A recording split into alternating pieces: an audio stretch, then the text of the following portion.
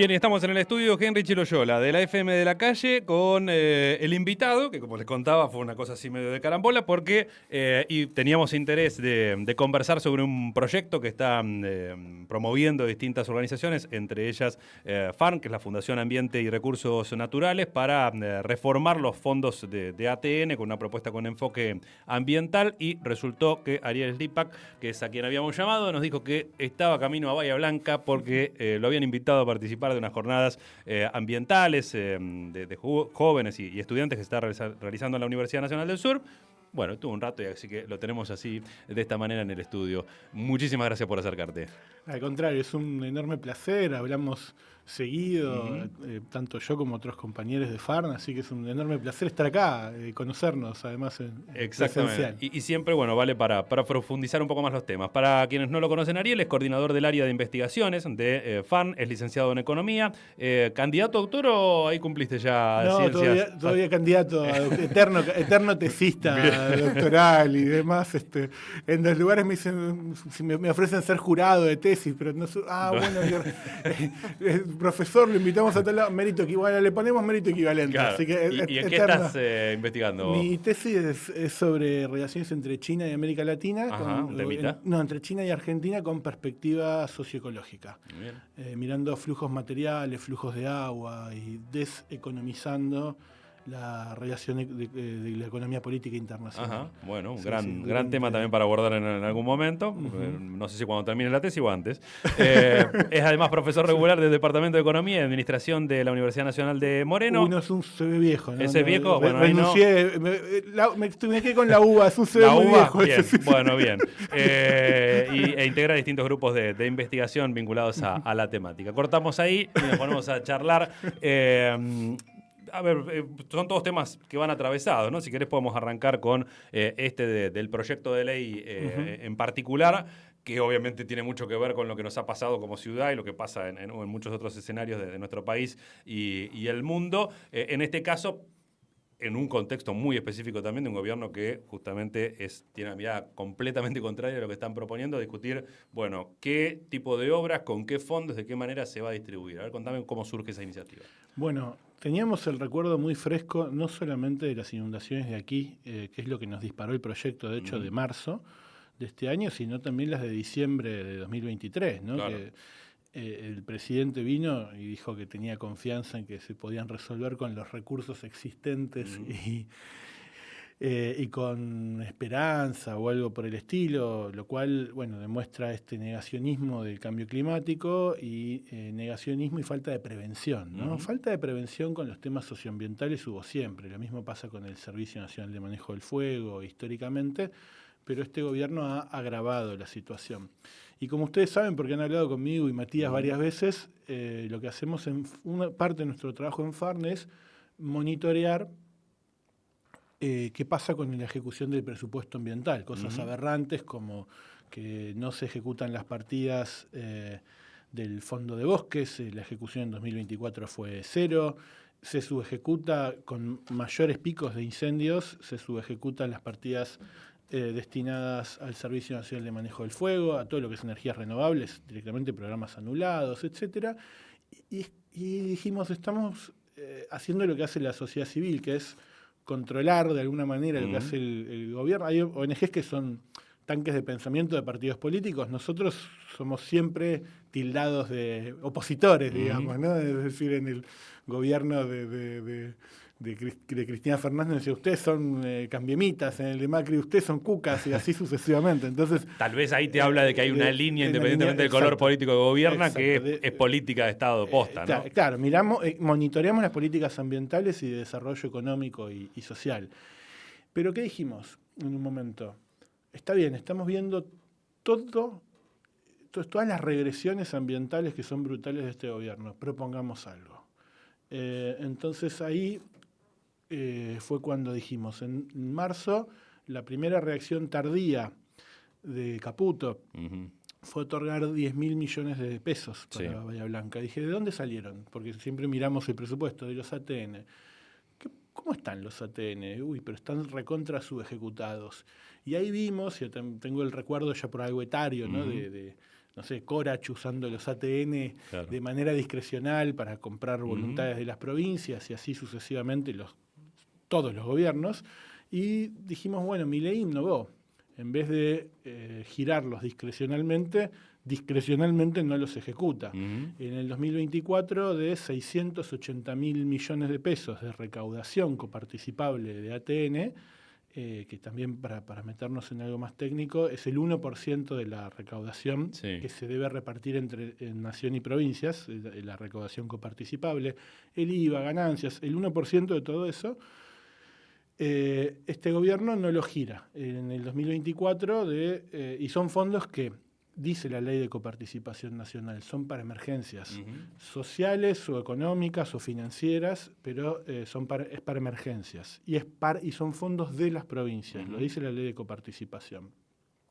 Son fondos que, como decía, históricamente fueron poco transparentes y ahora lo poco que se ejecuta sigue sin transparencia. Claro. En el 2024 ejecutaron 49.000 millones de estos 680.000.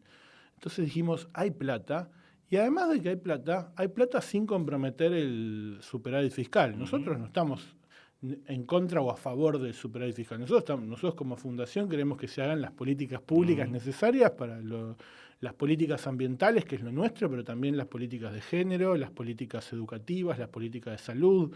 No pueden pasar cosas como lo del Garraham o que se caigan los hospitales a pedazos en todo el país, ¿no? Pero dijimos, bueno, ideamos un proyecto de ley, primero para que haya dinero para lo preventivo. Hablábamos recién con Ana Paula de la producción, la cantidad de obras de infraestructura preventiva que se podrían haber hecho y que podrían haber evitado la inundación de marzo. Se podrían haber hecho montones de canales aliviadores que la gente sabe dónde están. Científicos, pero además los vecinos saben, claro. Vecinas, ustedes saben dónde se tienen que hacer las obras. Entonces dijimos, hagamos un proyecto de ley en el cual el 40% de esos fondos, que en el 2024 fueron 680.000 millones de pesos, un 40% tenga que ir a infraestructura preventiva. Las provincias tienen que presentar planes, pero son fondos de las provincias, que deciden las provincias y que ejecutan las provincias, porque es el espíritu de la ley de coparticipación. Y el otro 60% dijimos que vayan a un fondo fiduciario, que es algo a lo cual este gobierno le tiene un poco de alergia, está desarmando todos los fondos fiduciarios, que es una muy buena herramienta cuando hay fondos de afectación específica, justamente para asegurarse. El Fondo Fiduciario del Servicio Nacional de Manejo del Fuego, el que también disolvieron, el fondo, ¿no? Para que administrar ese fondo. Funciona muy bien porque era una recaudación específica de las alícuotas de seguros y se garantiza con el Fondo Fiduciario, administrado por el vice en ese caso, se garantizaba que el Fondo de Manejo del Fuego vaya para el manejo del fuego. Sí. Y además de eso, un fondo fiduciario puede girar en descubierto. Si hay una emergencia, el fondo puede girar en descubierto y la semana siguiente recauda las alícuotas de seguros. Claro.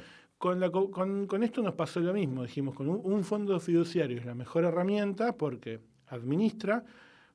Cuando un fondo fiduciario no usa los fondos, genera recursos adicionales y un fondo fiduciario administrado por el vice puede girar en descubierto si pasa algo como lo de Bahía Blanca y no hay dinero suficiente.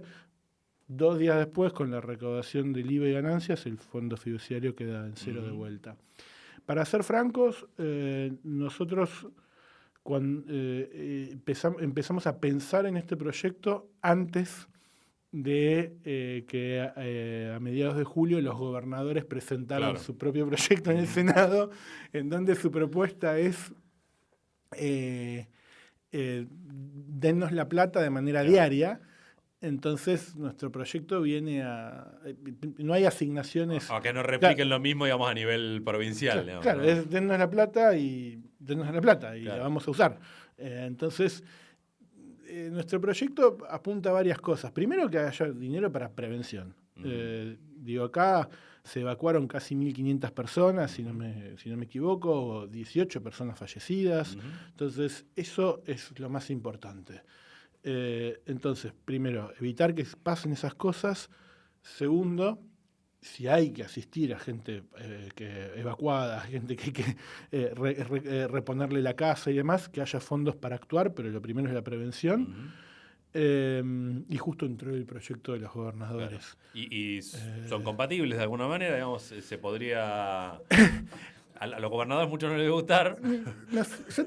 Son distintos. O sea, ahí tenés claro. además, ¿no? una especie de ecuación de que va para cada Voy a cometer nivel. un sincericidio, te voy a contar una discusión interna dentro de Farn. Dale. Mandé yo el correo electrónico a la totalidad de despachos de todos los diputados y diputadas. Entonces, cuando les mando la carta, explicando el proyecto, y la verdad es que por el uso de fondos, de alguna manera, para mi interpretación es que rivalizan, ¿no? Ajá. Entonces mi director ejecutivo, Andrés Nápoles, me dice, ponele complementa. Claro. Porque ¿qué querés? Cuando la lean se van a dar cuenta, Claro. pero ponele complementa. Más allá del sincericidio Claro, que acabo de sí, cometer, sí. lo que dice Andrés es cierto. El proyecto reparte, los gobernadores piden repartirlo entre las provincias. El nuestro dice, se reparte entre las provincias con un uso del 40% para obras de infraestructura que van a generar empleo. Claro. Además, la verdad, la prioridad nuestra es que no se mueran personas y que no haya personas que pierdan la casa. Sí. Pero además de eso, que además como economista con cierta perspectiva progresista del mundo, también eso va a generar empleo y evita pérdidas económicas. Y después el otro 60%, este fondo fiduciario, de alguna manera cuando vimos el proyecto de los gobernadores dijimos, bueno, si no hay una emergencia, que cada 3 meses el fondo fiduciario se vacíe. Ajá. Y eso vaya a las provincias para que las provincias asignen. Entonces, con nuestro proyecto, el 100% de los ATN iría a las provincias. Obligatoriamente un 40% a infraestructura preventiva y un 60% a atender una emergencia, si la hay, o a repartirse con los coeficientes técnicos de la coparticipación. Están escuchando a Ariel Slipa, que es integrante de Farn, vinculado a este tema, si querés una cuestión más de fondo también, pensar las causas de ese cambio climático, y en un territorio donde pasa a nivel nacional, pero aquí en particular, mucho de nuestro futuro o probable futuro viene atado en cuanto a las propuestas de los partidos mayoritarios, por lo menos, al desarrollo de Vaca Muerta y emprendimientos en torno a ese yacimiento. Usted viene trabajando mucho en torno a, tiene una mirada de la experiencia que ha dejado ya más de una década de explotación y una propuesta también, una discusión respecto a la transición energética. ¿Qué le puedes decir a los y las bahienses que te están escuchando en torno a esa visión de la economía, de la política energética, del desarrollo social y demás? Que hay alternativas y que una transición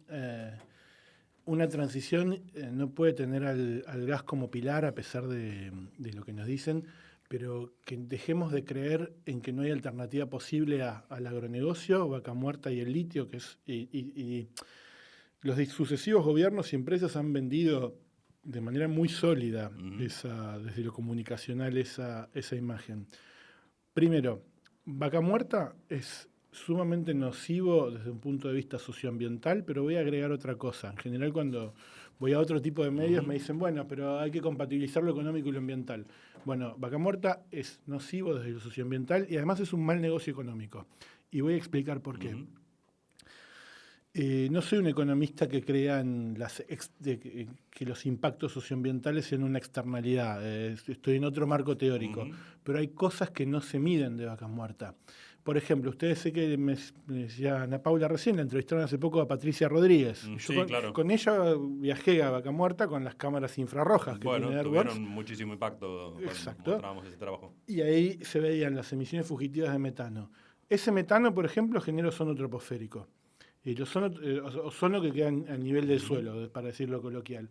Ese ozono, que no debería estar en esta capa troposférica, con la radiación solar, genera pérdida de rendimiento de los cultivos. En Argentina no hay ninguna medición, hay 8 estaciones que miden calidad de aire, no hay ninguna en Neuquén, pero ninguna de estas... Ninguna de estas estaciones de medición de calidad de aire oficiales mide ozono troposférico. Entonces, y no hay ningún modelo de dispersión que se corra desde Vaca Muerta.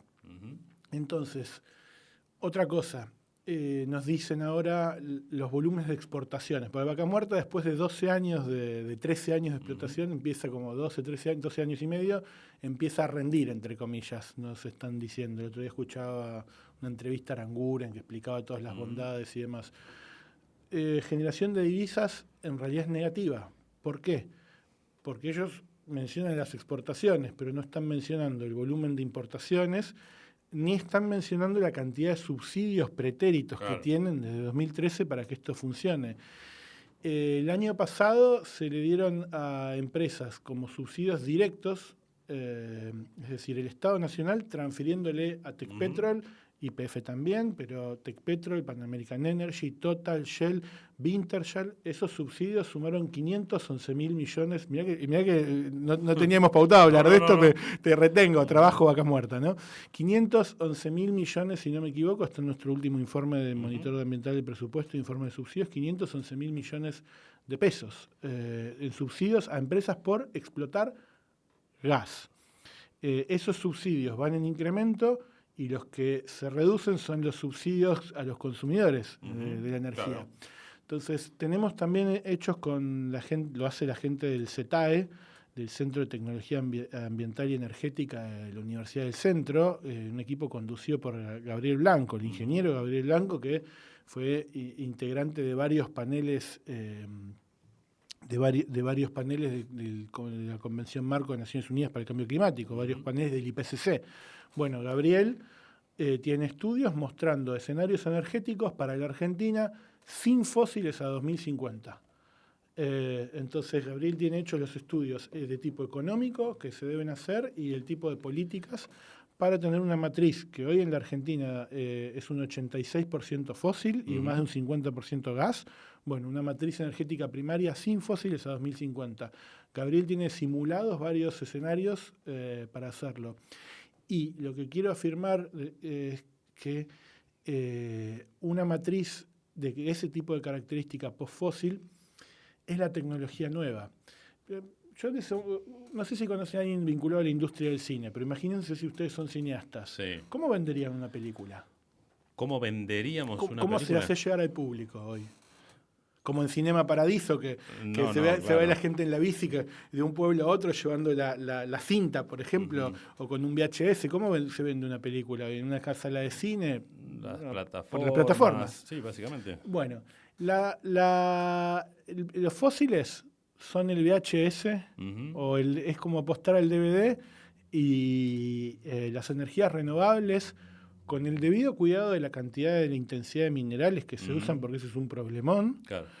Pero las energías renovables, con el debido cuidado de la intensidad de minerales, es el streaming, es la plataforma, y la energía fósil es un VHS. A los economistas le decimos se van a transformar en activos varados. Ahora están con un proyecto de expansión de Vaca Muerta a través de el oleoducto Vaca Muerta del Sur, que conectaría Vaca Muerta con Punta Colorada en el Golfo San Matías. Para eso tuvieron que reformar una ley entre gallos y medianoches de manera poco transparente, que es la ley 3308 de Río Negro. Y ya hay ejercicios de simulación de derrames del Instituto de Conservación de Ballenas con el aval del CONICET, que muestran cómo los derrames interfieren con la ruta de las ballenas, los barcos el tránsito en barcos interfiere con la ruta de las ballenas, y eso, además de ser nocivo para la cultura de la gente del lugar, también eso es nocivo para la economía. Claro. Ese tipo de proyecto obtura la posibilidad de desarrollo económico, de otro tipo de desarrollo económico. Les voy a dar algunos datos, ya que hablamos de Vaca Muerta. El año pasado hubo un récord, están bien de tiempo, ¿no? Pues, sí. Pregunto eso, trato de empatizar. Esta posibilidad la aprovechamos, vamos a hablar de los temas más en profundidad, en tono de feriado no laborable, pensando en San Martín, en la soberanía, mi hija ayer en las independencias. Mi hija ayer actuó de Bolívar en el acto. Y sacó el sable y le digo, les voy a tirar unos datos de Vaca Muerta. Sí. El año pasado, Vaca Muerta, desde que empezó a operar, después de que la legislatura neuquina aprobara en agosto de 2013, con la legislatura vallada, con represión afuera. Digo, eso es vaca muerta, ¿no? También, ¿no? Desde ese momento hasta hoy, el año pasado tuvo récord de pozos no convencionales. El récord fueron 300 pozos. Cada pozo tiene perforaciones verticales y horizontales. Sí. Cada perforación horizontal tiene lo que se llama etapas de fractura, es decir, quiebran la roca madre con explosivos, inyectando arenas silíceas, agua y una treintena de químicos. Bien. Los pozos antes, cada pozo horizontal cada pozo en las secciones horizontales solía tener entre 40 fracturas, una cosa así. El año pasado estos 300 pozos también tuvieron un récord de fracturas, fueron 17.695, y mirá que no sabía que íbamos a hablar de vaca muerta, ¿viste? 17.695 etapas de fractura. ¿Saben cuánta agua se usa por etapa de fractura? No, millones de litros. Como mínimo. Si hacemos un cálculo favorable a la industria, como se dicen ellos, una actividad extractiva, pero bueno, vamos a concederles, porque ellos dicen la industria, vamos a concederles que son una industria. Con un cálculo favorable a la industria se usa un mínimo de 1 millón de litros de agua, que es agua dulce y demás. Eso, entonces estamos hablando de que vaca muerta el año pasado habría usado 17.695 millones de litros de agua, de los cuales más de un 50% queda debajo de la tierra y aproximadamente un 30, 40, hasta un 50, según el tipo de operación, vuelve contaminado, mezclado con todo el cóctel de petróleo, gas, los químicos esos, etcétera.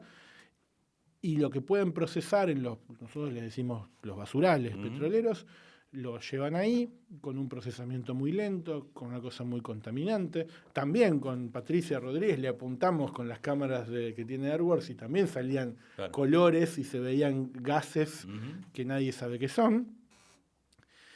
Y una parte también va a pozos sumideros. Lo que hacen cuando fracturan en vaca muerta y además dejar agua abajo y en pozos sumideros genera más presión. Esa presión genera sismos. Desde que opera el proyecto Vaca Muerta, hay más de 500 sismos inducidos, le dicen. Esto lo trabaja muy bien el Observatorio de Sismicidad Inducida. Recomiendo hablar Javier con Grosso. Javier Grosso, sí, el Grosso de Javi, como tenemos digo. de referencia. Javier Grosso, Guillermo Tamburini Bebilao, Miguel, otro colega ahí.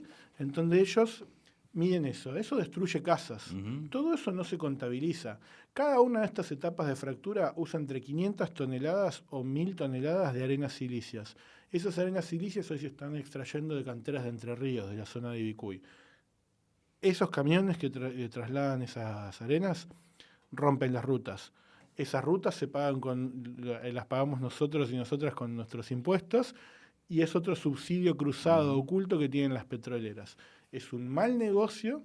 Y además de que es un mal negocio, esas arenas silíceas generan enfermedades respiratorias, ellos son troposféricos, generan enfermedades respiratorias, el benceno que se emite genera enfermedades respiratorias, el tipo de empleos con rotaciones 14/7, es decir, 14 días en campamento o 7, genera problemas de desigualdad de género, desintegración del tejido familiar y demás.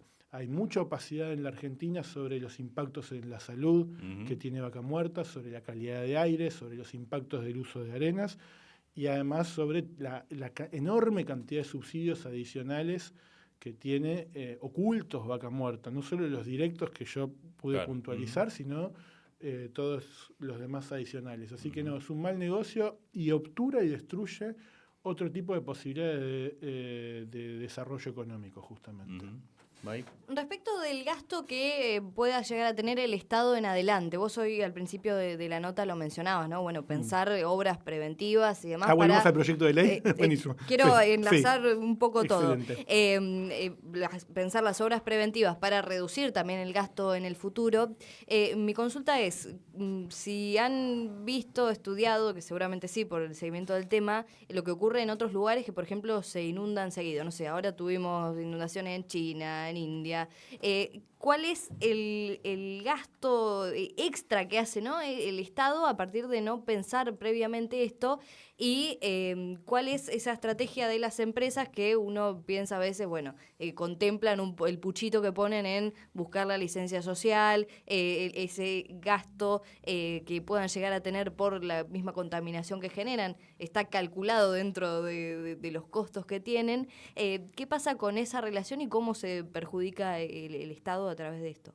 Es una muy buena pregunta. Es difícil hacer ese tipo de cálculos de tipo proyectivo, es decir, por ejemplo, usando los fondos de la manera que nosotros lo indicamos, esto sería lo que se podría evitar perder o esto es lo que se pierde.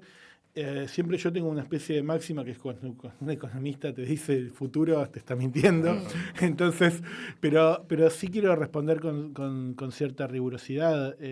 Actuar de manera preventiva siempre es más barato que no hacerlo. Pasa lo mismo con el manejo del fuego. No tener los estudios técnicos previos, los informes, por ejemplo, no dotar a las brigadas, no tener los faros preventivos que tienen que tener para el manejo del fuego y demás. Hoy las modificaciones en el uso del suelo, que es lo que generan el origen antrópico de varios incendios, lógicamente, termina generando más gastos de reparación, remediación y demás. Lo que yo un poco decía antes es, hay cosas que son calculables porque se puede decir, bueno, cuánto dinero se tuvo que invertir, tanto público como privado, para reconstruir una determinada casa después de que acá hay una inundación. Lo que también quiero decir es que hay un montón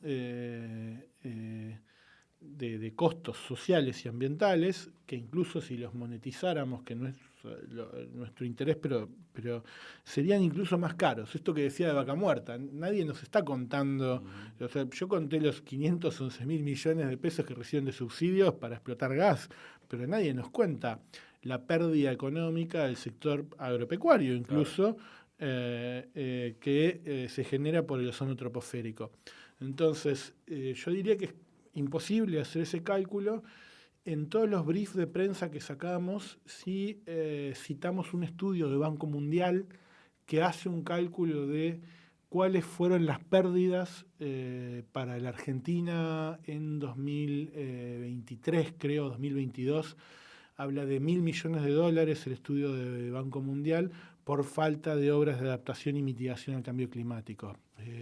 No hacemos ese tipo de cálculos, sí hicimos cálculos rigurosos de monitoreo de ejecución presupuestaria e incluso los estudios pertinentes de, aplicando nuestro proyecto de ley, cuánto iría a prevención, cuánto iría a la intervención ante un desastre, etcétera, pero lo que sí tengo para decir es que cualquier cálculo que se haga siempre es incompleto, primero porque nadie puede mensurar o no se le debería dar, no se le puede dar valor a las 18 vidas que se perdieron, o al estrés y a la angustia de evacuarse y demás. Lo mismo que me pasaba varias veces hablando con el citado aquí Javier Grosso, por ejemplo, cuando hay un sismo allá, hablo con él en Sausal Bonito, que nosotros hemos litigado contra el Estado para que neuquino, para que le devuelvan las casas a la gente. Javier a veces me cuenta, ¿no?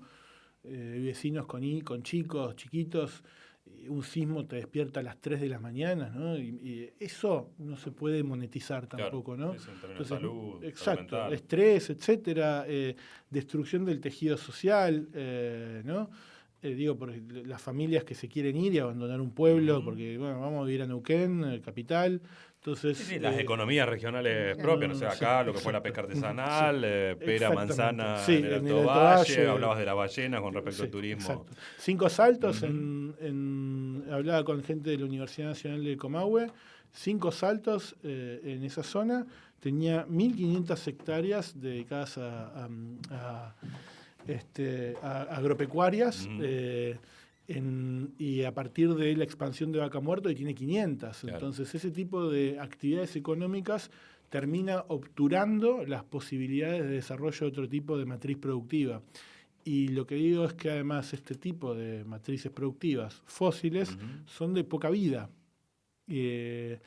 Comodoro Rivadavia sí, vivió 100 años del petróleo y ahora está muy mal. Lo de Neuquén va a ser muy corto. Lo dice la gente de la propia industria, entre comillas. Lo de Neuquén es para 10, 15, 20 años como mucho. Y eso va a haber destruido las posibilidades de un desarrollo basado en la agroecología o una matriz energética diferente o lesionado áreas para el turismo. Y ahí vos tenés, la dirigencia política tiene corto plazo, el momento de pensar, proyectar y demás. Exacto. Ahora, las propias empresas, uno imagina que deben tener una mirada, sabiendo que van a por todo y en el menor plazo posible. Igualmente deben ir viendo más allá. ¿Cuál es la perspectiva ahí? Y lo pensaba también, y esta ya es la última, en cuanto a los movimientos que hoy se están viendo respecto de una petrolera compró la otra, esta le vendió a otro. ¿Qué está pasando en Vaca Muerta en ese sentido? Me voy un poco de Vaca Muerta para decir algo de las empresas. No siempre piensan el negocio, la propia sostenibilidad económica. A veces hay algunos negocios en donde el rédito económico está en otro lado. A ver. Por ejemplo, en el proyecto de GNL, porque además del proyecto de exportar petróleo del Golfo de San Matías, hay otro de GNL. Ya hicieron aprobar en una audiencia pública amañada, el 4 de diciembre del año pasado en San Antonio Este, el que venga el barco que está en Camerún, el Ili Episello, que es un barco de Golar. El Ili Episello es un barco de los años 70. El mundo está saliendo de ese tipo de matriz productiva. Ahora, tenemos acá economistas y tanques de pensamiento que dicen que explotar el petróleo es por la soberanía, incluso citan que es por los pibes de Malvinas, una cosa totalmente bizarra, que la empresa Pan American Energy, que 50% BP. BP es British Petroleum, porque se sacó el British Petroleum. British, es BP. Por si hay alguien que no hable en inglés, entonces, es británico. Exacto. En nombre de los pibes de Malvinas, dicen ellos, tiene que venir British Petroleum con el barco noruego de Golar, de Noruega, y el Lili Pisello. El negocio no es un buen negocio exportar GNL desde Argentina. Además, cuando Estados Unidos, a partir de Trump, volvió al GNL y Estados Unidos va a proveer a Europa.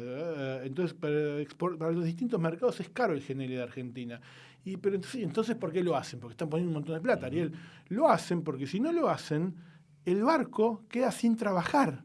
Entonces, es como la época de la industrialización sustitutiva de importaciones en Argentina.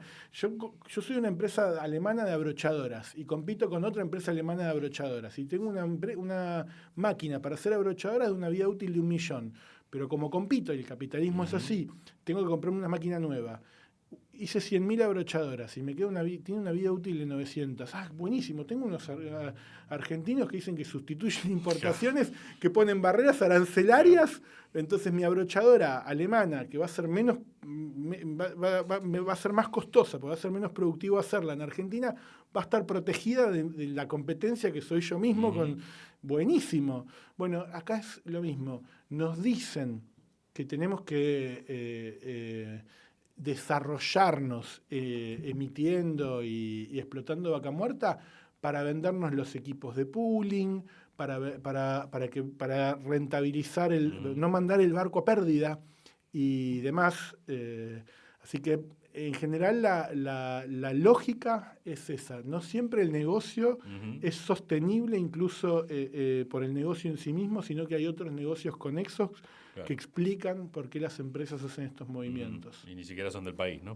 No, claro, y ni siquiera, por empezar, ¿no? Y ni siquiera benefician. Sí es cierto, claro, en Sierra Grande va a haber 20 familias empleadas en la construcción, pero ponen esa imagen adelante de todo y es lastimoso, porque en realidad con otro tipo de matrices productivas esas 20 familias podrían tener otro trabajo mucho más sostenible, más duradero, con más paridad de género, con mayor uso en intensidad de conocimiento, con mejores salarios. Así que bueno. Ariel, muchísimas gracias por la charla. A Si alguien quiere acercarse a tu panel o a la actividad, ¿qué tenés de info respecto a las jornadas en las que vas a participar? El COI, hermosas jornadas se hacen siempre, organiza una red universitaria para el cambio climático. Son jóvenes de todo el país, de distintos puntos, de la Patagonia, de Chaco, de Cuyo, etcétera, que se juntan a discutir sobre, antes de las COP en general, sobre cambio climático. Lo organiza entonces, como decía, esta red universitaria de cambio climático. Comenzaron ayer y son hasta el domingo. Pueden encontrar información porque cada día, si no me equivoco, difieren los lugares.